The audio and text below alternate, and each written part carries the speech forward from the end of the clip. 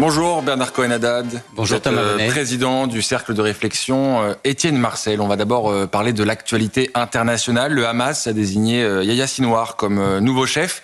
Il est l'un de ceux qui a organisé, planifié l'attaque terroriste du 7 octobre dernier. Que vous inspire cette nomination ? Que la politique anti-Israël, que le risque pour la survie d'Israël et la sécurité des Israéliens, juifs et non-juifs, sur le territoire n'est pas plus assurée aujourd'hui qu'elle l'était hier et que même c'est un risque supplémentaire. On est, vous l'avez vu depuis quelques heures, quelques jours, dans une volonté de monter en puissance, de crispation. C'est un vrai risque et je crois qu'il faut être extrêmement vigilant parce que c'est pas seulement un combat pour Israël, c'est un combat aussi pour nos valeurs, celle de la démocratie, de l'Occident et de la République.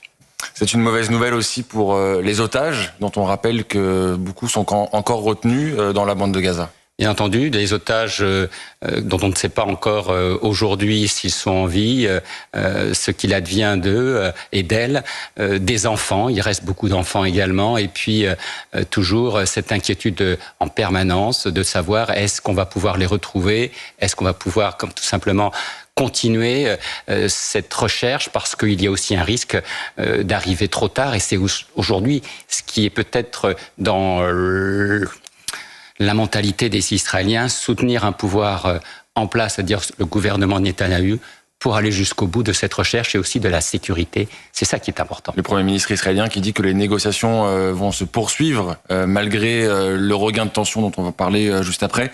On peut imaginer que les tractations vont se poursuivre malgré la présence maintenant de Yahya Sinwar à la tête du Hamas, lui qui a orchestré le 7 octobre. Vous savez, il y a ce qu'on voit au-dessus de l'iceberg, ce qu'on appelle au-dessus de la mer, et puis en dessous, bien entendu, les négociations de tous les pays qui sont de bons offices continuent, mais rien aujourd'hui ne nous garantit la bonne santé des otages. Il faut ne pas oublier ce qui s'est passé le 7 octobre, c'est une barbarie tout simplement contre les valeurs humaines, contre tout simplement une façon aussi de voir la démocratie et de voir également qu'on peut agresser un pays sans conséquences immédiates parce que c'est cela. On reproche beaucoup, certains partis en France, je pense notamment à LFI, reprochent l'attaque d'Israël sur l'environnement, mais Israël aujourd'hui ne fait que se défendre, c'est elle la victime.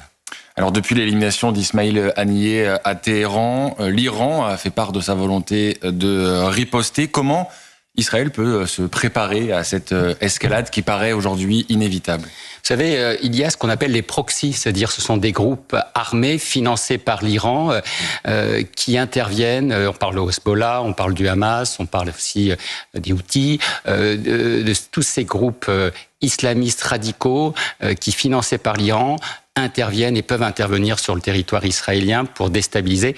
Ce qui est préoccupant aujourd'hui, c'est bien entendu cette communauté de groupes qui peuvent intervenir sur le territoire israélien avec des moyens militaires extrêmement puissants, nouveaux.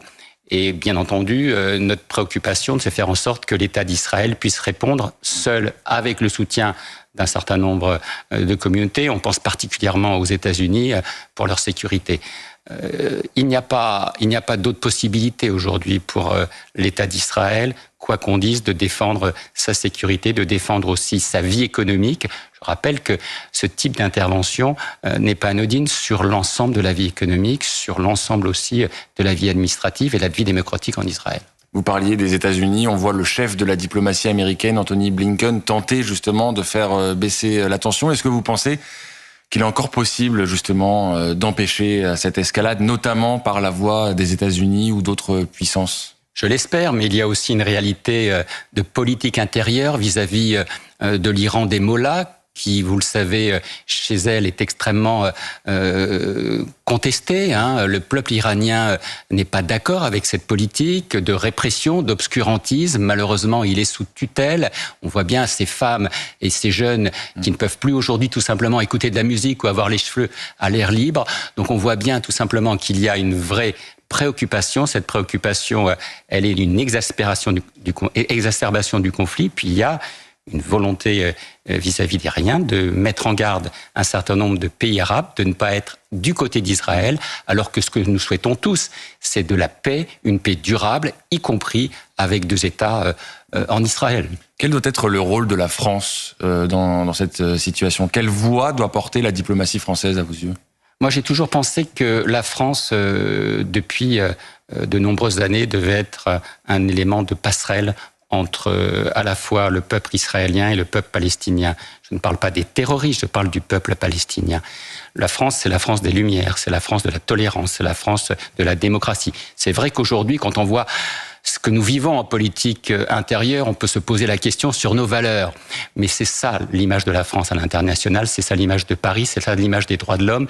La France et sa diplomatie doivent réaffirmer son soutien à Israël, mais aussi sa volonté d'une solution à deux États. Il n'y a pas d'autre solution aujourd'hui. Alors parmi les pays concernés par un éventuel embrasement dans la région, il y a le Liban. La France et d'autres pays recommandent de quitter le Liban. Quel regard vous portez sur cette situation et sur ce pays dont les liens avec la France sont évidemment très anciens? Moi, j'ai beaucoup d'empathie, d'amitié pour le peuple libanais.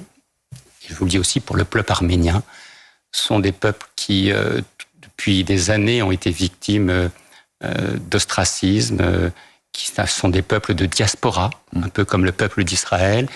Et ce qui se passe aujourd'hui au Liban montre qu'il peut ne pas y avoir de volonté de situation apaisée. Parce qu'aujourd'hui, celles et ceux qui mettent le feu ont intérêt à la déstabilisation de la région, ont intérêt aussi à faire en sorte qu'un certain nombre de populations se rebellent et aussi de créer de la pauvreté, de la misère.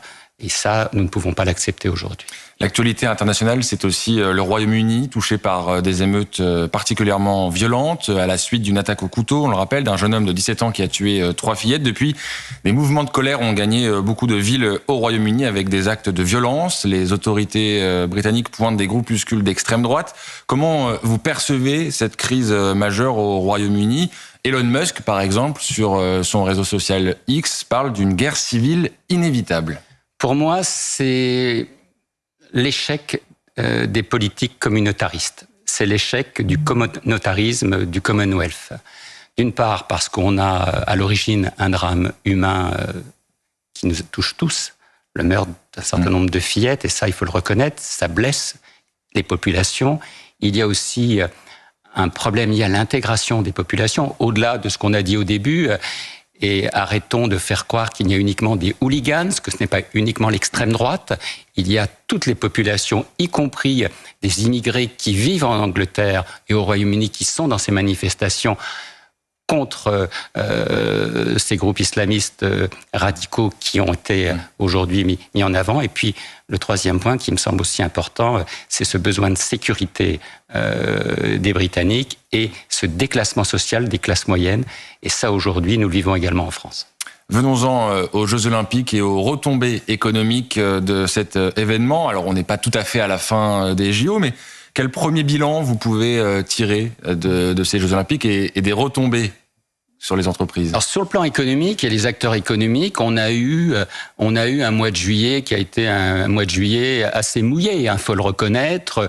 Les restaurateurs, les terrasses, l'ensemble du commerce a été extrêmement pénalisé. Moi, j'ai appelé la catastrophe du mois de juillet. C'était y compris les soldes, puisque je vous rappelle qu'on était à moins 20, moins 30% sur les chiffres de 2023. Donc, le mois de juillet n'a pas Comment on l'explique, ce mois de juillet catastrophique? Tout simplement, il y a le pouvoir d'achat, c'est vrai, et puis il y a eu cette angoisse de difficulté des Jeux Olympiques. On nous a assez dit qu'il fallait faire attention, que ce serait difficile, que ce serait compliqué de se mobiliser. Et puis il y a eu aussi cette température et ce climat désagréable. Quand il fait mauvais, vous n'achetez pas, vous ne sortez pas, vous êtes un peu morose. Donc ce mois de juillet a été assez morose. Les choses ont un peu évolué depuis une semaine, notamment avec la cérémonie d'ouverture, non pas parce que le soleil était là, puisque on a eu une cérémonie d'ouverture très mouillée et contestée, mais qui a eu quand même pas mal de panache. Ça va beaucoup mieux dans les restaurants, ça va beaucoup mieux aussi dans un certain nombre de commerces qui restent ouverts. On est, par exemple, dans l'hôtellerie-restauration entre 60 et 80%.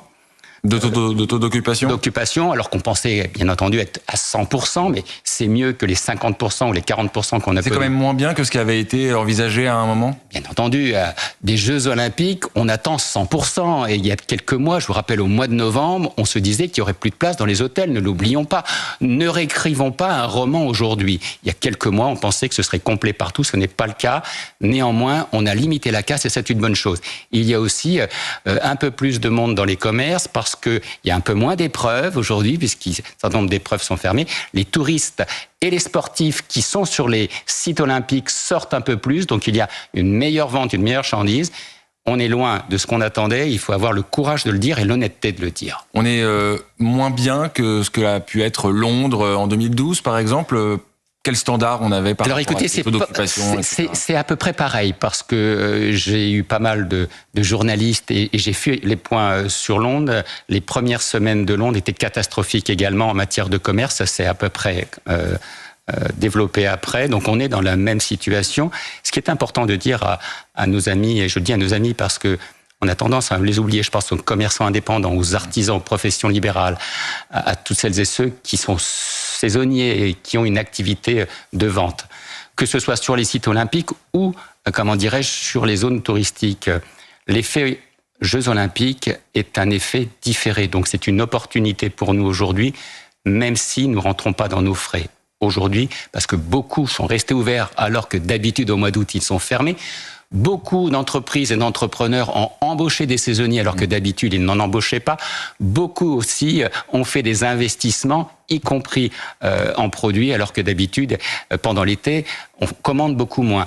Mais l'effet Jeux Olympiques sera là le moment venu, c'est-à-dire dans quelques semaines, dans quelques mois, parce que le fait que ça se passe bien, comme abonné ça, il faut le reconnaître, il y a quand même beaucoup de police. On ne peut pas tourner la tête sans voir une voiture de police ou de groupes armés, ce qui est une bonne chose pour nous. Ça va dans le bon sens et ça, c'est à moi, de mon côté, le coin positif. On a en mémoire ces images de grillages installés dans la capitale et les restaurateurs qui s'en sont plaints.